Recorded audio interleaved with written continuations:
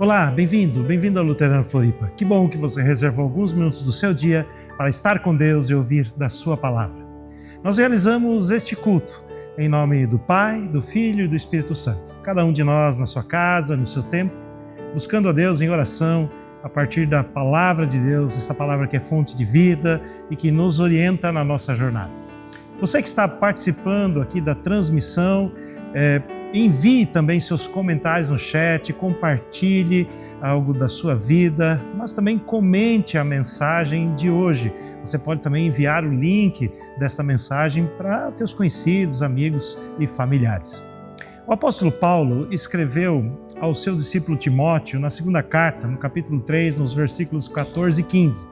Tu, porém, permanece naquilo que aprendeste, e de que foste inteirado, sabendo de quem o tens aprendido e que desde a sua meninice sabes as Sagradas Escrituras que podem fazer-te sábio para a salvação pela fé que há em Cristo Jesus.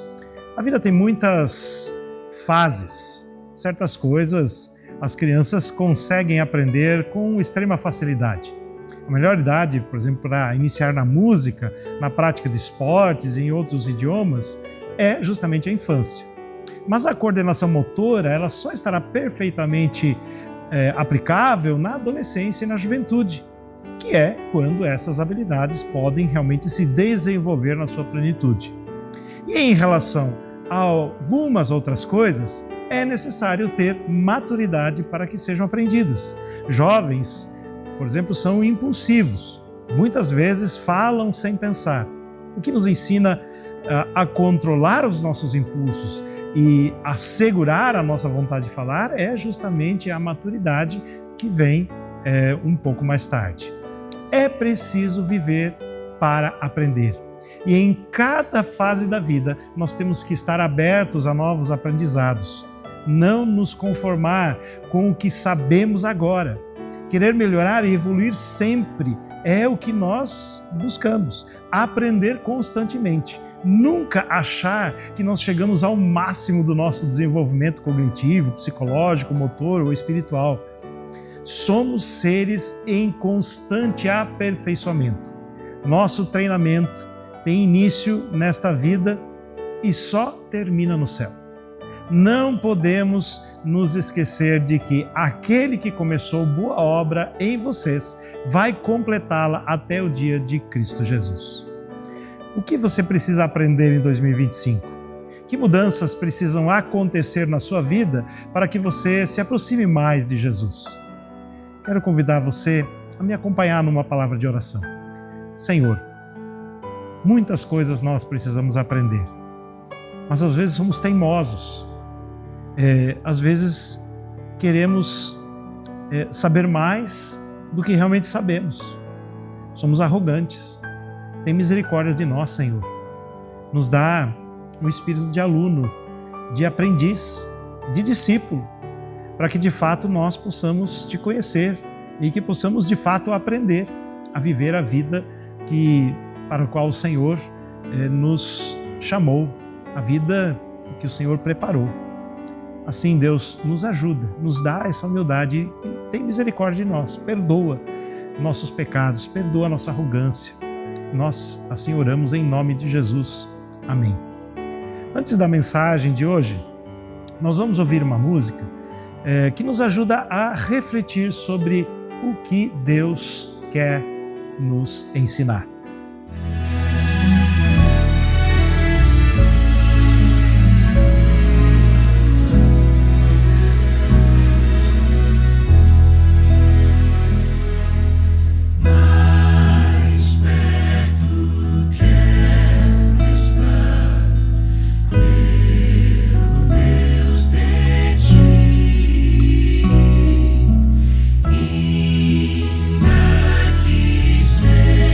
Seja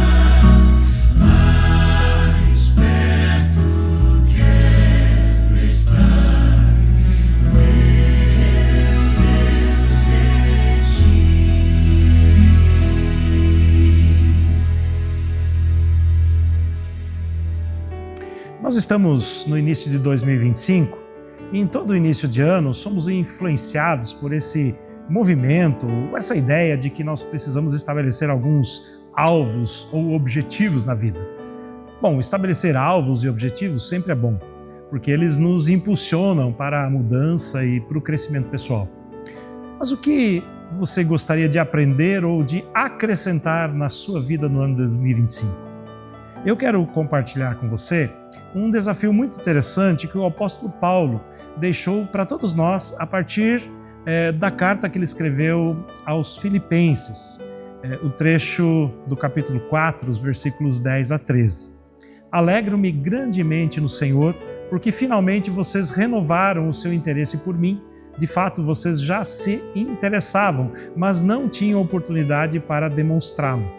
Não estou dizendo isso porque esteja necessitado, porque aprendi a adaptar-me a toda e qualquer circunstância. Sei o que é passar necessidade e sei o que é ter fartura. Aprendi o segredo de viver contente em toda e qualquer situação, seja bem alimentado, seja com fome, tendo muito ou passado necessidade. Tudo posso naquele que me fortalece. Bem, na época em que Paulo escreveu essas palavras, ele estava preso e pesava sobre a sua cabeça uma sentença de morte. Ele possivelmente estava passando muita necessidade, apesar de sua prisão ela ser uma prisão domiciliar. Talvez ele até tivesse, em alguns momentos desse período, passado fome. Bom, mesmo nessa situação, Paulo declara estar contente. Um dos principais motivos pelos quais Paulo escreveu justamente essa epístola, essa carta para a igreja de Filipos, foi justamente expressar gratidão pelo afeto que as pessoas dessa igreja, lá da cidade de Filipos, demonstraram a Paulo, porque eles auxiliaram Paulo financeiramente. Eles prestaram ajuda durante a sua segunda viagem missionária e também durante esse tempo de prisão, de encarceramento na cidade de Roma. Bem, mas qual era o seu segredo? Como é que podemos viver contente em toda e qualquer situação? E a gente pode descobrir isso analisando as declarações de Paulo no final desse trecho, nos versículos 12 e 13. A primeira coisa que chama atenção, que podemos aprender com o apóstolo, é que esse estado de espírito, de contentamento, ele não vem por acaso, não é mágico, ele é resultado de um longo aprendizado. Ele diz, eu aprendi o segredo de viver contente em toda e qualquer situação. Enquanto a maioria das pessoas aprendem a se tornarem fechadas, desconfiadas, entristecidas com as amargas experiências da vida, às vezes até aprendem a serem amarguradas.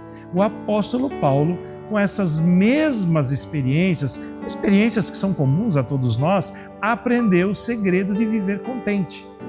Ele considerava cada experiência, boa ou ruim, uma excelente oportunidade para aprender a viver. Será que não é isso que nos falta muitas vezes? Uma atitude de aprendiz, uma atitude de discípulo, com um olhar um pouco mais positivo diante das dificuldades e dos sofrimentos que sempre rondam a nossa vida? Será que nós não precisamos viver com a seguinte pergunta: o que essa situação quer me ensinar? O que essa situação quer me mostrar sobre a vida? O que essa situação me oportuniza, além da dificuldade do sofrimento que ela me traz? O que Deus quer me ensinar a partir dessa situação? Essa é a postura do aprendiz, a postura do discípulo de Jesus. Mas que contentamento é esse apreendido em meio ao sofrimento? Bom, dando uma olhada um pouco mais profunda aí adiante no texto, nós descobrimos que a palavra traduzida como contente nesse texto bíblico é a palavra grega autarkes ou autocrates, de onde vieram também as palavras autarquia e autocrata no português? Bem, autarquia significa um governo autônomo, uma administração autônoma, que age sem a interferência de um poder maior, de um poder central, uma instituição que tem autonomia. E autocrata significa soberano, absoluto, independente. Então, o que será que o apóstolo Paulo queria dizer ao usar estas palavras? Aprendi a viver autocratez. Será que ele queria dizer que ele estava rindo à toa em meio às tempestades e dissabores da vida? Não, claro que não. É claro que o sofrimento incomoda. O que o apóstolo Paulo está dizendo é que é possível conservar a serenidade, o controle da situação, a autonomia, independentemente dos problemas que nós estamos passando. É como se ele dissesse: eu aprendi a manter o controle, eu aprendi a manter o equilíbrio, eu aprendi a não entrar em desespero. Então não é esse contentamento no sentido de alegria, de sorriso o tempo todo, mas esse contentamento de equilíbrio, de bem-estar, de não entrar em desespero. Então esta é a segunda lição que a gente pode tirar desse texto. O quanto as situações difíceis da sua vida têm sido um meio, uma forma de você aprender a manter o controle e o equilíbrio na sua vida. A terceira lição que nós podemos tirar desse texto é que é preciso aprender a manter o controle e o equilíbrio em toda e qualquer situação. Na hora da humilhação e também na hora da exaltação. Na hora da fartura, aliás, e também na hora da fome. Na hora da abundância e também na hora da escassez. A maioria de nós não sabe administrar nem uma situação nem outra. Quando nós estamos por baixo, xingamos, reclamamos, sofremos, enchemos o nosso coração de ódio, de amargura. E quando estamos por cima, nos consideramos melhores do que os outros e humilhamos quem está por baixo. Às vezes eu penso que nós passamos por muitas dificuldades e sofrimentos porque nós não temos o mínimo controle numa situação de fartura e abundância. Nos desorganizamos muito mais facilmente na fartura do que na escassez, no sentido de que nós perdemos a nossa essência, o nosso sentido. Isso se aplica a você? Como você lida com as situações mais extremas da vida? Talvez a frase mais conhecida e mais utilizada desse texto seja a do versículo 12. Tudo posso naquele que me fortalece. Com certeza você já deve ter ouvido esta frase de alguma pessoa ou lido esta frase em algum adesivo colocado em um carro. Mesmo que você nunca tenha lido a Bíblia, eu imagino que você já tenha ouvido ou lido esta frase. Bom, as aplicações ou as interpretações mais comuns dessa frase, elas podem ser resumidas mais ou menos da seguinte forma: tudo eu posso ter, tudo eu posso fazer, tudo eu posso adquirir, tudo eu posso conquistar, ou em tudo eu posso prosperar naquele que me fortalece, porque se eu tenho fé em Deus, tudo eu posso conseguir. Bem, essa é uma interpretação totalmente equivocada, influenciado pela ideia de que a pessoa que crê em Deus vai prosperar, que ela não vai passar por nenhum tipo de sofrimento e que assim vai receber tudo que ela desejar, basta que ela tenha fé, que Deus vai conceder. Mas o que o apóstolo Paulo, na verdade, está dizendo é que tudo ele pode administrar com sabedoria e autocontrole, porque Deus o fortalece para fazer isso. Quando ele diz tudo posso naquele que me fortalece, ele está fazendo uma referência aos versículos anteriores. Quer dizer, tudo posso administrar, tudo posso cuidar com sabedoria.